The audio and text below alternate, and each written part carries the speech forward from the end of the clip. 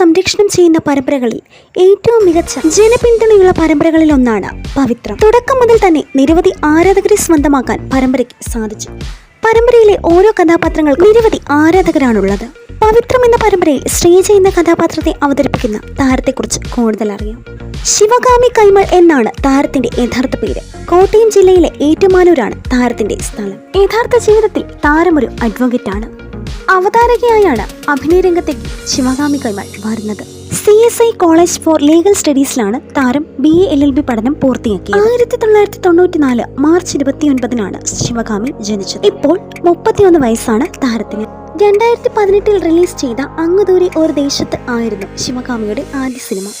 തുടർന്ന് സ്നേഹസാന്ദ്രം, മോസ്കോ കവല എന്നീ സിനിമകളിലും അഭിനയിച്ചു. മോസ്കോ കവല എന്ന ചിത്രത്തിൽ ബെസ്റ്റ് ആക്ട്രസിനുള്ള അവാർഡും നേടി. നിങ്ങൾക്ക് പവിത്രം പരമ്പരയിൽ ശ്രീജയെ ഇഷ്ടമാണെങ്കിൽ വീഡിയോ ലൈക്ക് ചെയ്യാൻ മറക്കല്ലേ.